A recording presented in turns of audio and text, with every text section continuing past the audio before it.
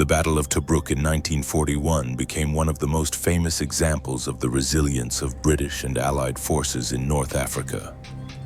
It was here, amid scorching heat and endless desert landscapes, that the early phase of the war against the Afrika Korps reached a turning point. Tobruk turned into a bastion that halted an offensive which had seemed unstoppable. On the forward defensive lines, Matilda II tanks dominated the battlefield, machines that symbolized the steadfastness of British forces in the desert. Their exceptionally thick armor made the Matilda one of the toughest tanks of the early war. They could withstand direct hits from German anti-tank guns and keep moving as if nothing had happened. Despite their slow speed, these tanks operated confidently under heavy fire and effectively supported the infantry.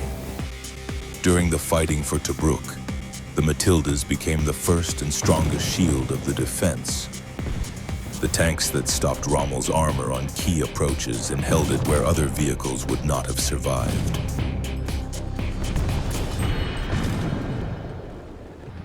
The Valentine became one of the most reliable vehicles in the defense of Tobruk.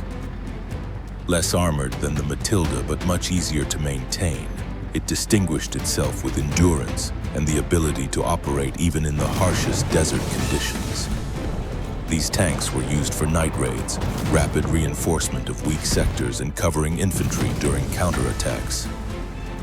Thanks to their stability and reliability, the Valentines became the true workhorses of British forces in Tobruk. The light and fast Crusader Mk II formed the backbone of the mobile defense.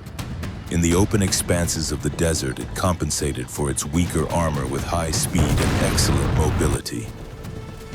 Crusaders were used for flanking attacks, pursuing enemy columns, and reacting quickly to breakthroughs.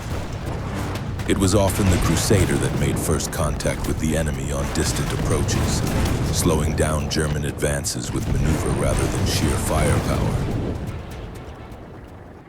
The Daimler Armoured Car served as the eyes and ears of the defense. Fast, agile, and well-armed for its class, it conducted long-range reconnaissance and detected the movement of German and Italian units. Daimler crews were often the first to see the dust clouds kicked up by enemy tank columns and relay information on their direction, data that shaped critical command decisions.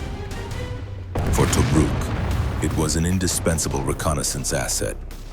The light tank Vickers Mk VI was used for rapid reconnaissance and supporting the defense on the outer perimeter of Tobruk.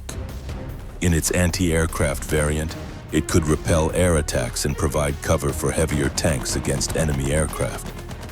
The vehicle was light, agile, and durable in desert conditions, allowing crews to move quickly along the perimeter and respond to threats. The light tank Stuart, known as the Honey, was one of the crew's favorites. Its speed, reliability, and excellent maneuverability made it ideal for desert warfare. The Stuart served as a reconnaissance vehicle, a pursuit tank, and a rapid response unit. It performed well against lightly armored targets and often disrupted enemy plans on the flanks with sudden aggressive attacks. The defense of Tobruk could not have held without air support. The Hawker Hurricane Mark I played a crucial role as the main shield against German bombers and ground attack aircraft. Although slower than the Messerschmitt Bf 109, the Hurricane was much sturdier and better suited for low-altitude combat. At these low levels, it protected infantry, struck supply columns, and shot down Stukas that attempted to break the defenders' morale with constant raids. The Blenheim was neither the fastest nor the most powerful aircraft of the war, but its role in the fighting for Tobruk was vital. It simultaneously served as a light bomber, striking enemy columns and artillery positions approaching the city, disrupted supply lines by attacking fuel depots, transport vehicles, and equipment, provided tactical support to the defenders during breakthroughs and periods of increased pressure, and conducted deep reconnaissance missions, allowing the Allies to anticipate the movements of Rommel's forces.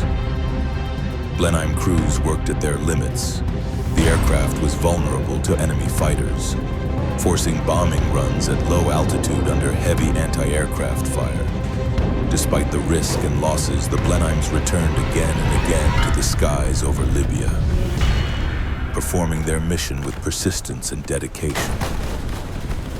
The Defence of Tobruk in 1941 became a symbol of resilience and steadfastness for the Allied forces in the North African campaign. For 240 days, British, Australian, and other Commonwealth troops successfully held the port against continuous attacks by German and Italian forces.